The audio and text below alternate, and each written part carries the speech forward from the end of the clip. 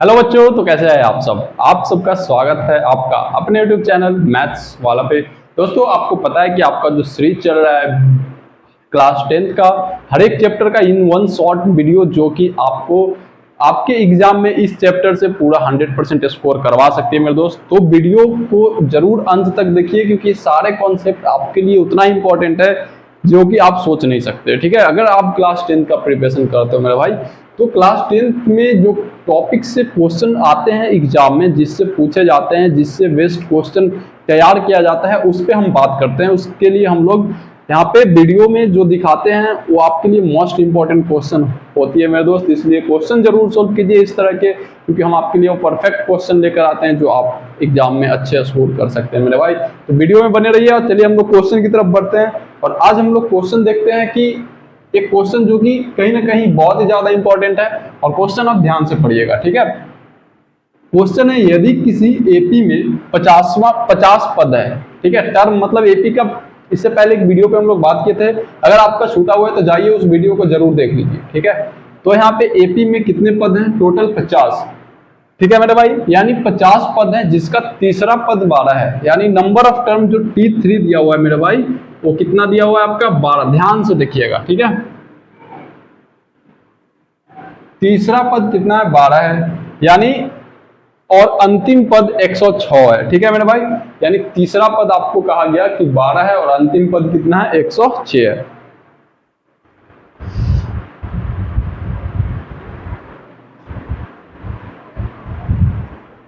तो पहले तो ये जान ले आप कि इस एपी में कितने पद हैं? 50 है। ठीक है, तो जो 50 पद है, यानी टोटल टर्म जो है A1 A2 A3 लास्ट कितना तक है? 50 तक। ध्यान से समझिएगा। तो अंतिम पद कितना दिया हुआ है? 106। आपको ऐसे कुछ समझ में आया होगा कि जो 50वां टर्म है A50, वो कितना है? 106। आया बात समझ में कुछ? ये जो 50वां टर्म है, यानी टी लिख सकते हैं या फिर ए लिख सकते हैं, आपको इससे गलती नहीं होने वाली है। तो T50 जो आप लिखेंगे वो कितना है? 106। अब यहां से पूछा जा रहा है कि 29वां पद क्या होगा। ठीक है मेरे भाई, तो यहां से आप कहोगे सर A1 A2 A3 बीच में अगर A29 जो टर्म आता है उसका आंसर क्या होगा? आपसे यही पूछा गया। क्वेश्चन अच्छे से समझ में आ गई मेरे भाई। क्वेश्चन में परेशान नहीं होना। अगर आपको डाउट लगता है कमेंट जरूर कीजिए, क्योंकि अगर आप कमेंट करके कहते हो कि सर मुझे यहाँ परेशानी है, तो उसको हम फिर से सॉल्व करेंगे। ठीक है मेरे भाई, तो इस पॉइंट को आप समझ गए होंगे क्वेश्चन में कह क्या जा रहा है। ठीक है, उसके बाद हम लोग बढ़ेंगे। तो ऐसे क्वेश्चन को सोल्व करने के लिए सबसे पहले अगर आप एपी बनाते हैं तो आपको प्रथम पद और सर्वांतर जानना बेहद ही जरूरी होता है। तो प्रथम पद आपको यहाँ पे n का वैल्यू पता है, Tn का वैल्यू पता है। तो सबसे पहले लिखेंगे प्रश्नानुसार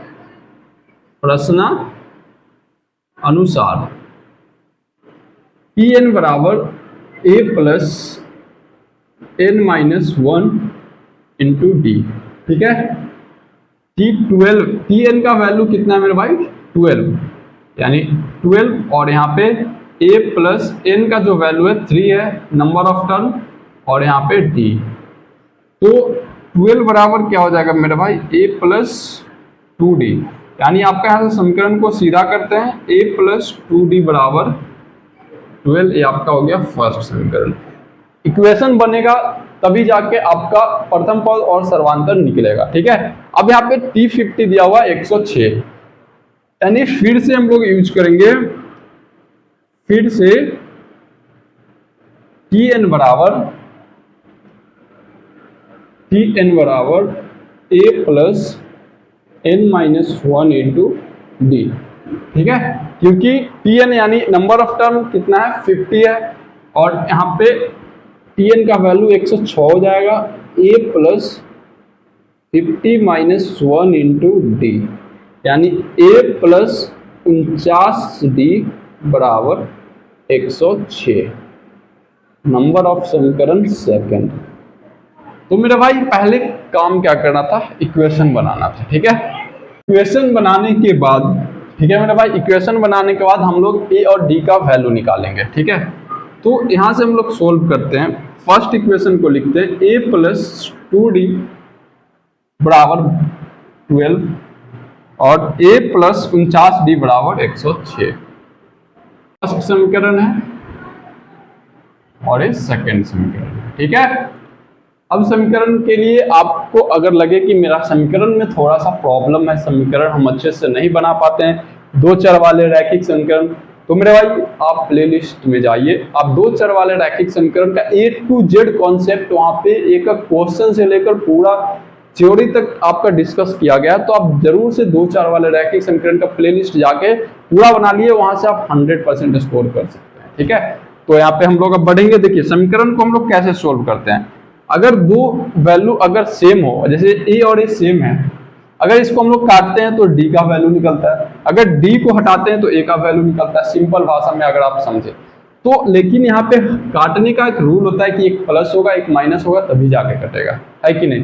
तो अगर दोनों प्लस है तो हम लोग इसमें साइन को क्या करते हैं, चेंज करते हैं, यानी प्लस है तो माइनस, प्लस है तो माइनस, प्लस है तो माइनस, कट गया। अब 49 में से 2 घटाएंगे तो -47d हो जाएगा, और 106 में से 12 को घटाएंगे तो आप घटा दें तो 6 में से 2 गया 4, और यहाँ पे 94 होगा, वो भी माइनस में। आगे बात समझ में। अब यहाँ पे माइनस माइनस को करेंगे प्लस, तो d बराबर जो वैल्यू निकलेगा 94/47, तो d का जो मान निकला मेरे भाई 2 आया। कितना आया, 2।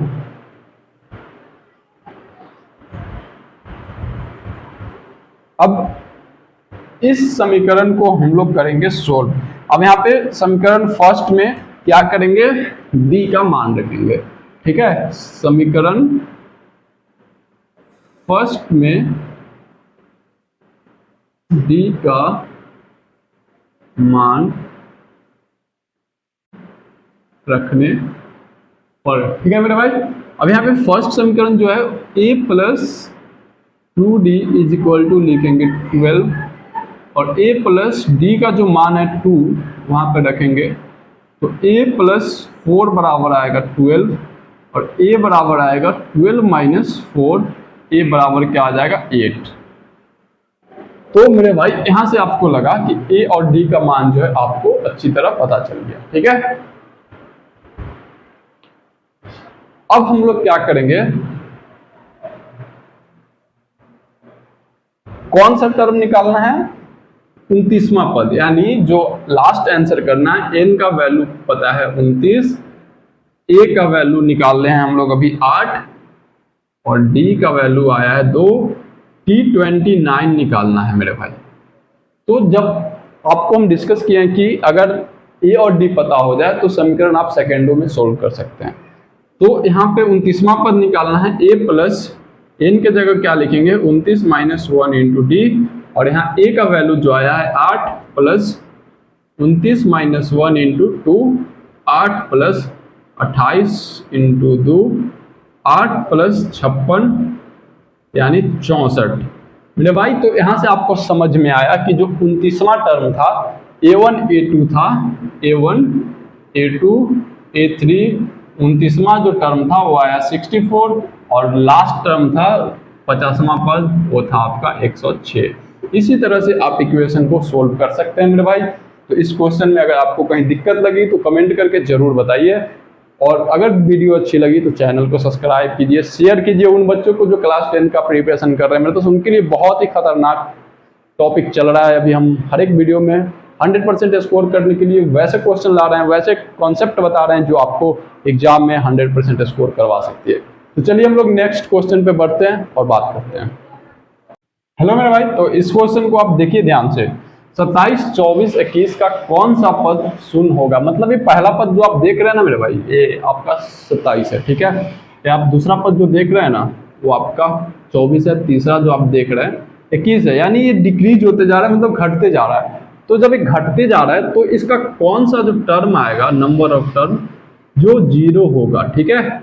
क्या होगा मेरे भाई, 0 होगा। यानी tn का जो वैल्यू आपको पता चला वो क्या पता चला, 0। यानी नंबर पूछ रहा है कि वो कौन सा नंबर है जो आपका 0 होगा। आगे बात समझ में। यानी a का जो वैल्यू आपको पता है 27, और d का वैल्यू जो पता है -3, तो वो कौन सा नंबर है जो आपका 0 होगा। यानी यहाँ से आपको समझ में आ रही है कि जब आपको ए और डी पता हो तो आप समांतर श्रेणी को आसानी से सोल्व कर सकते हैं। तो यहाँ से सोल्व, पहले तो फॉर्मूला लिखेंगे, टी एन बराबर A plus N minus 1 into D, और टी एन का वैल्यू जो है 0 है, ए का वैल्यू जो है 27 है, वो नंबर पूछा जा रहा है कि कौन सा नंबर 0 आएगा, और डी का वैल्यू जो है -3 है। ठीक है, अब यहाँ पे 27 को इधर ले आएंगे तो -27 हो जाएगा, बराबर हो जाएगा -3n + 3।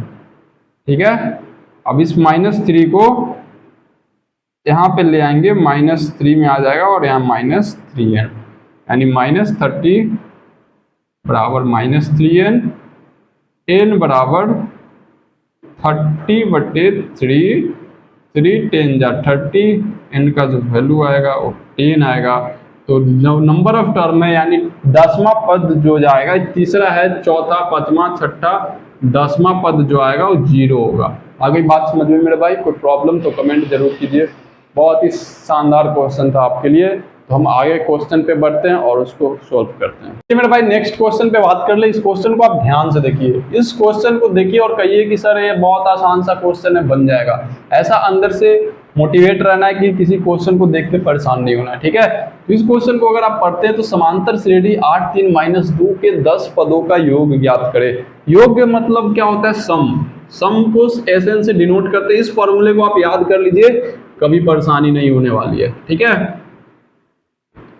बस इसी पे तो बनाना है, बाकी चीज वही है, ए डी सब वही है मेरे दोस्त। SN निकालना है, नंबर को जोड़ना है कि 10वें पद तक नंबर को जोड़ के कितना आएगा, यानी नंबर ऑफ टर्म जो आपका पता है 10 है।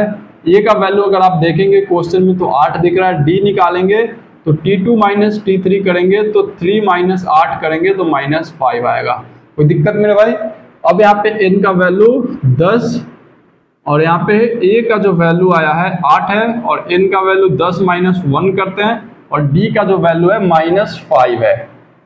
बहुत ही सिंपल सा क्वेश्चन है, बहुत ही साधारण। उसके बाद आपको क्या करना है, 10/2 क्या हो जाएगा? 5। ठीक है, 8 दूना 16, 10 में से गया 9 और 9 बचे हो जाएगा 45। कोई दिक्कत?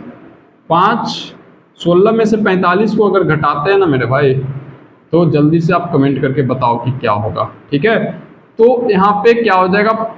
9 और यहाँ पे हो जाएगा 15 में से 6 गया 9, 3 में से गया 2, -29, और गुना करेंगे तो मेरे दोस्त 9 × 25 45, और 5 दूना 10, 4 14, -145। तो 8 पदों तक अगर हम लोग जोड़ते हैं तो -145 जो है आपका आंसर आता है। कोई दिक्कत हो तो कमेंट करके जरूर बताइए। उम्मीद है आपसे कि आप इस क्वेश्चन को अच्छी तरह समझे होंगे, और उन बच्चों को शेयर कीजिए जो क्लास 10th का प्रिपरेशन अच्छे ढंग से करना चाहते हैं मेरे भाई। भटकने का जरूरत नहीं है, वीडियो से जुड़िए, सारा कॉन्सेप्ट क्लियर कीजिए। हम आपके लिए सारे टॉपिक पे वीडियो बना रहे हैं, क्लास 10 से रिलेटेड मैथमेटिक्स का A to Z क्वेश्चन करवा रहे हैं, तो जरूर से जरूर सोल्व कीजिए। वीडियो को शेयर कीजिए, लाइक कीजिए, कमेंट कीजिए मेरे दोस्त। मिलते हैं नेक्स्ट वीडियो में। जय हिंद, नमस्कार।